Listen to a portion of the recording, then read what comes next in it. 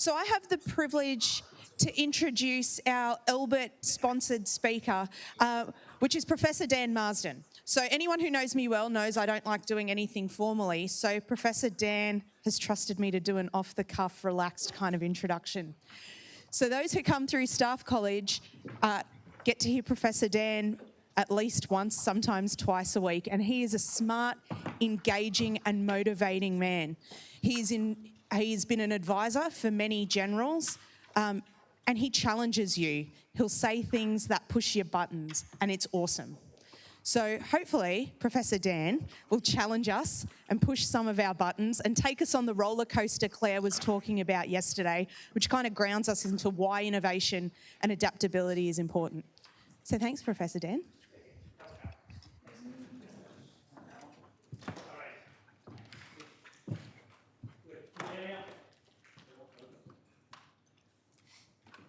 Can you hear me? Good. All right, I'm going to dim the lights too. You don't need to see me. All right, well, not quite dim. All right, so yeah, I was asked to speak to DEF this year on learning adaptation as such. And I guess the grenade I'll throw out there is one can tactically reform on the battlefield, which we do. Meaning the US in Vietnam, and I'm going to destroy some of your myths about Vietnam too.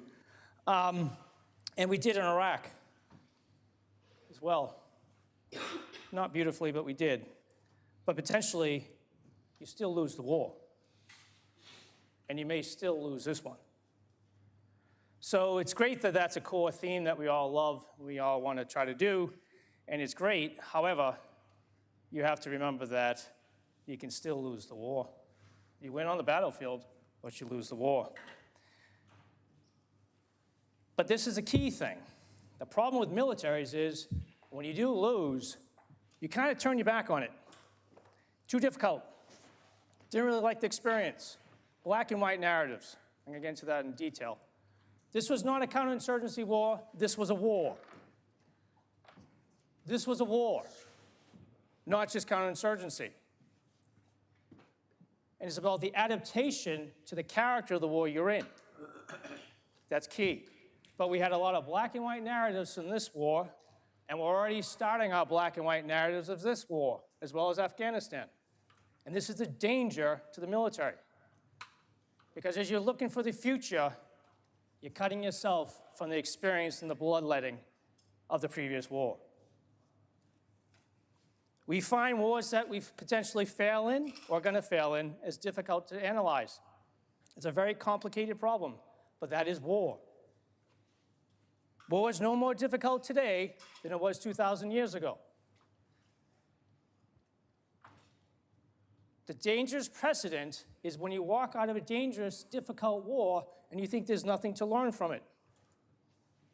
And I think, sadly, especially in the US and the British context, we're turning our backs on our experiences already. And we think that this campaign does not apply to the future war. And that is extremely dangerous. History has always been cherry-picked. There are narratives out there, perceived narratives, that are held up by commanders, policymakers to justify their position in its time of war, to back up their good time in the war. The whole point about this is that you need critical, deep analysis about what happened. So when we pushed for the 2009, we pushed for a revision of 3-24 in the United States. I was one of those ugly people who stood in the room and said, why would we even rewrite the doctrine when we haven't even analyzed if the doctrine was ever used in the first place?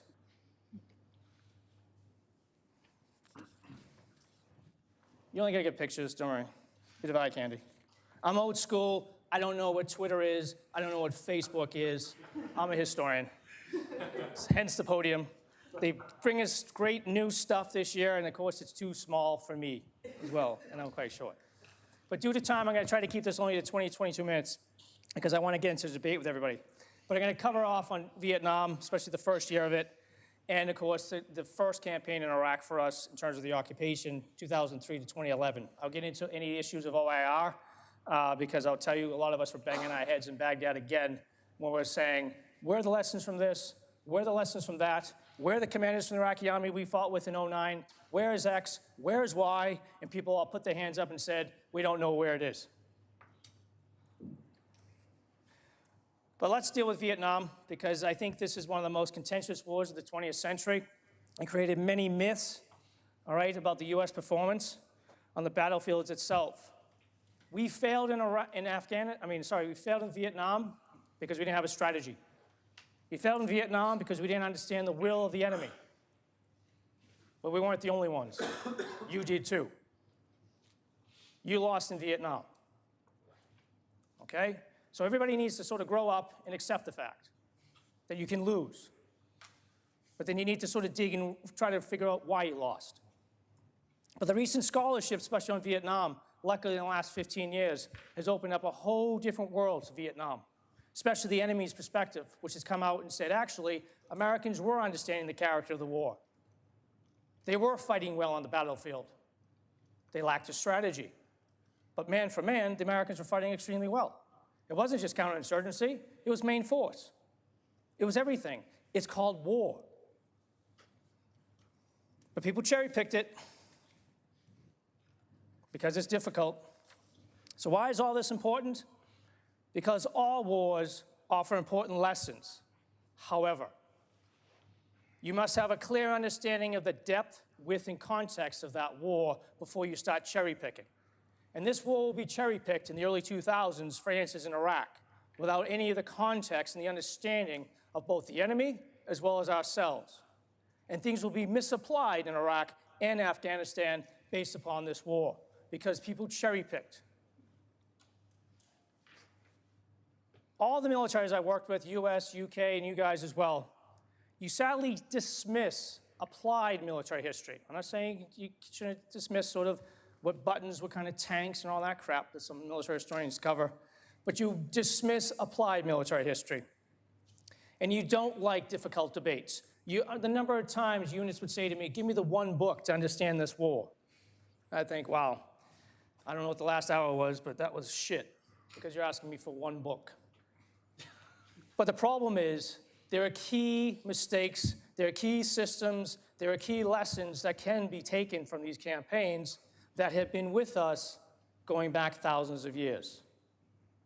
But if it's too difficult a war, if we potentially lost, when we did the staff ride to Vietnam, it was very hard for the Americans as well as the Australians in the group to say, we're covering a war right now that we lost. We're covering a war where we win on the battlefield, but we lost the war. So what I'm saying is, as you go on to your future war debates, great, but understand what happened to you before. Because a lot of times, sometimes when they're doing the futures, they're not based in the foundations of where you come from. Let me give you an example of what I mean. Back in 2004, a guy, a two-star general, who's now the Secretary of Defense in the United States, you might have heard of him, General Mattis, wrote an email to somebody and said, right, ultimately, a real understanding of history means that we face nothing new under the sun. For all the fourth generation of war intellectuals, and they're still running around today, don't think they died, they're still here, saying that nature of war has fundamentally changed, I say not really. Our leaders going into this fight, meaning in Iraq, do their troops a disservice by not studying, not just reading, but studying the men who have gone before us. We've been fighting on this planet for 5,000 years, and we should take advantage of their experience, winging it and filling body bags as we sort out what works, remind us of the moral dictates and the cost of incompetence in our profession. So let me just quickly cover off on Vietnam, because this is extremely important, because many Americans in the US Army as well as US Marines thought we didn't know how to fight this campaign. Ironically, we did, but when we get into this issue of learning adaptation, the US Army units, the US Marine units that go in the mid-65 are adapting immediately to the fight that's in front of them. Where's the record? It's all over their after-action reviews. And unlike the after-action reviews that I've seen from Iraq or Afghanistan, there's criticism. We're not winning. We are failing. This doctrine doesn't quite work here. And also up against an enemy that will overrun you. I'm not saying Iraq and Afghanistan weren't difficult wars, but try being outside Saigon in 1966, or in I Corps in 1966. Very different campaign. But they took the time to analyze, criticize themselves to try to win on the battlefield. 173rd Airborne, there's a lot of myths about 173rd Airborne because of 1RIR's time out there. But they were debating and assessing things from day one. Brigadier General Williamson carried out critiques of all operations without being told. This wasn't from higher. This is what he did in his brigade. He distributed it amongst his commanders and then sent it up the chain of command, and it started the process of a formalized system that would be created within 6 months of the first troops landing. The point of the critiques, quote, was to identify in each functional area those techniques and procedures which require modification in order to improve the system and increase combat effectiveness for future ops. This critique has been reproduced for study purposes. Through this approach, it's hoped that we can improve future operations, end quote. And again, these guys are busy. But if they're not assessing, people are sent home.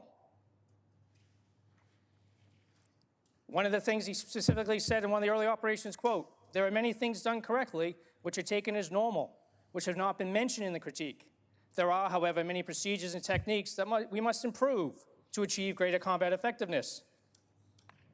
Because that's the end result.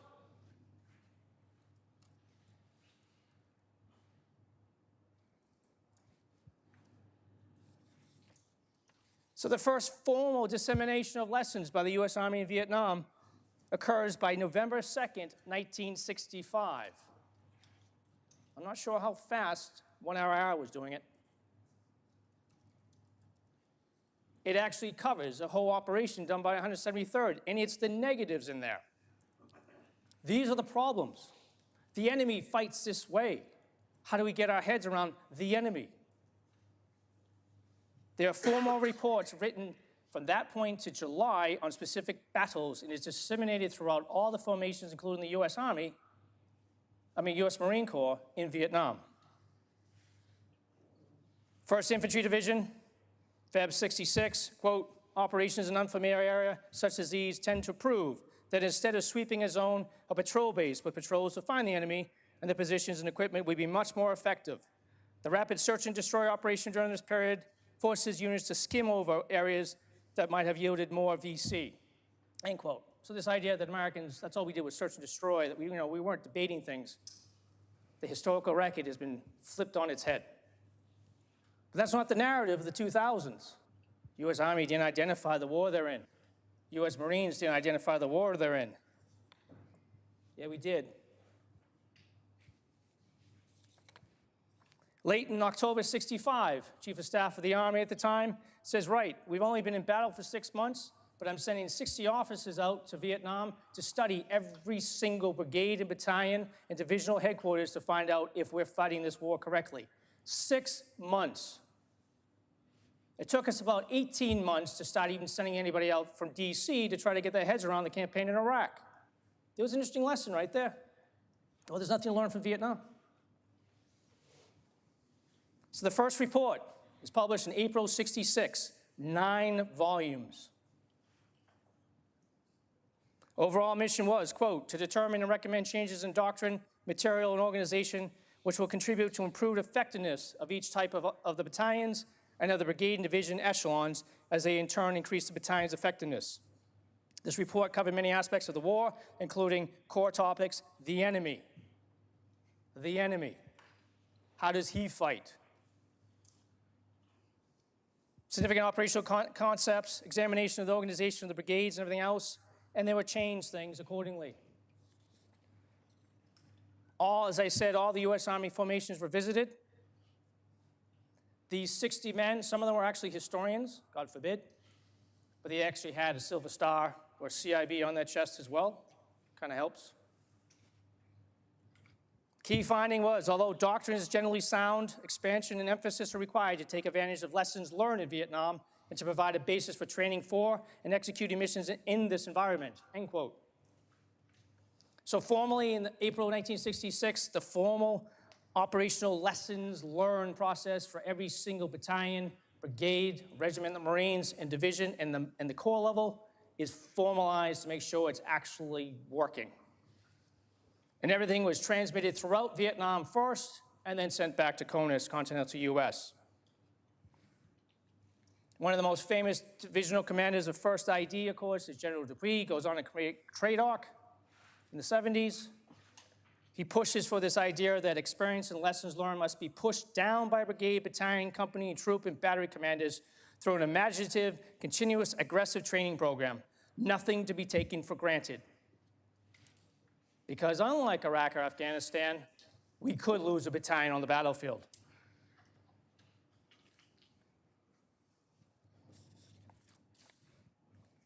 Yeah, you like firepower, but you don't want to be overrun.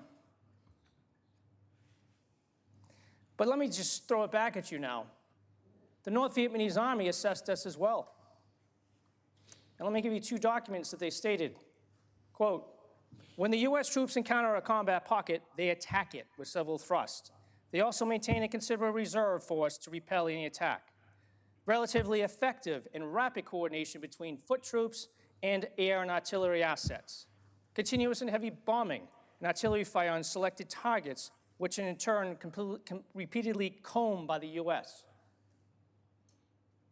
9th Pavan Divisional Commander stated in '66, quote, the US troops were very strong because they had fire support network, because they had a lot of modern equipment, and all because they had received careful, systematic, and very complete training.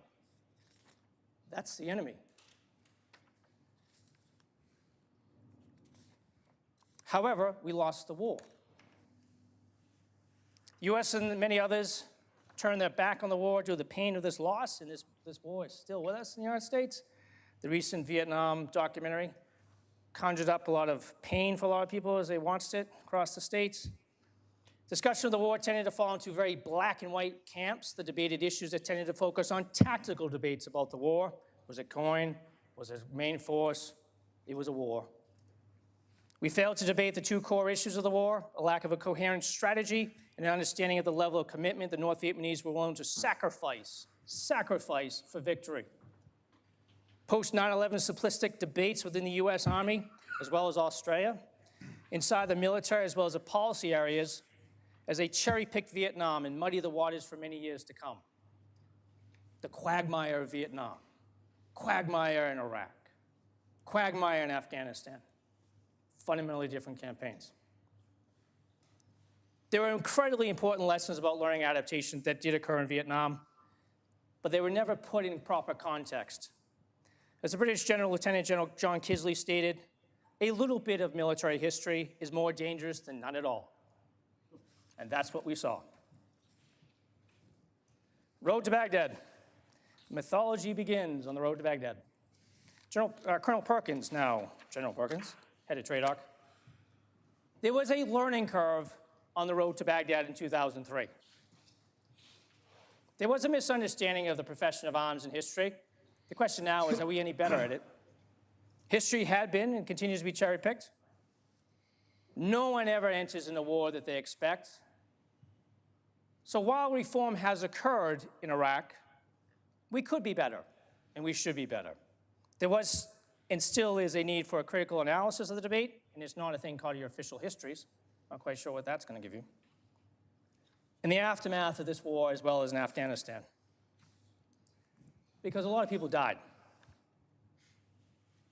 Issues persist to this day regarding the narratives. The reform did occur well before 3-24 in the arrival of General Petraeus, all right? As I said, for some units and some formations, the road to Baghdad was a reform effort. Not everybody gets it, but that's true of all war. But let me give you an example. 3ID, which was what Colonel Perkins worked to, their after-action review is quite upfront about their limitations, even though they took Baghdad. Operation Iraqi Freedom encompassed operations across the full spectrum of conflict, across various terrain. 3rd Infantry Division fought an asymmetric enemy in the mid and low intensity arena and transitioned to Stability and Support Operation, SASO, God, I hate acronyms, at the conclusion of the attack. Our commanders faced a multifaceted threat.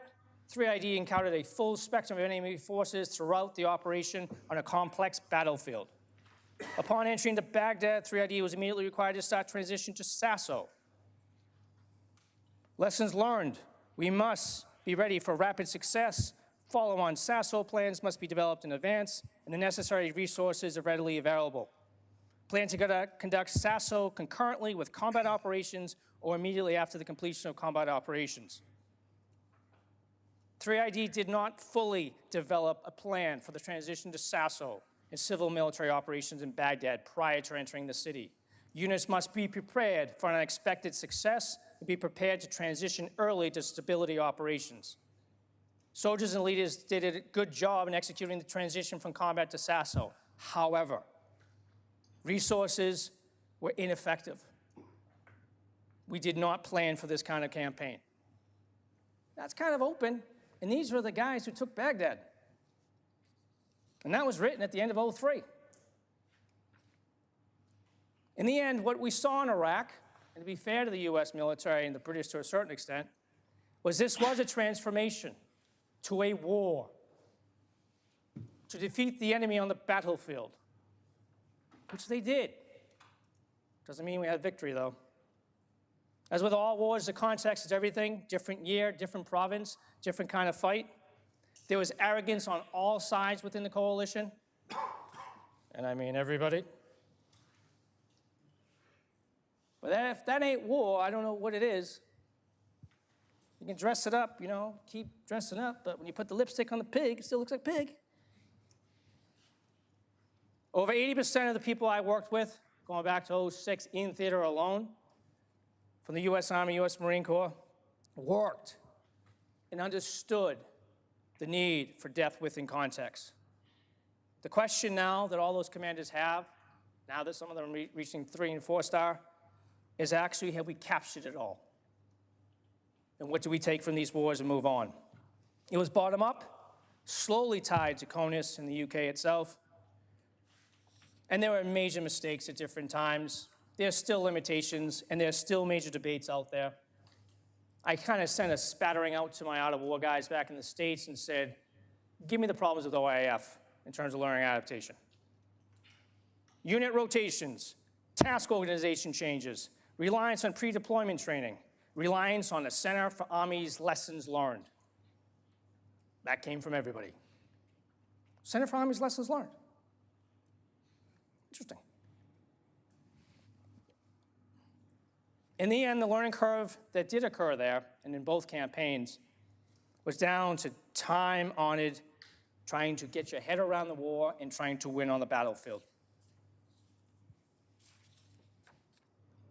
As with Vietnam, learning adaptation does not mean victory if the strategy is flawed. Strategy may have been flawed, but the experience of the men and women on the battlefield needs to be assessed and learned from.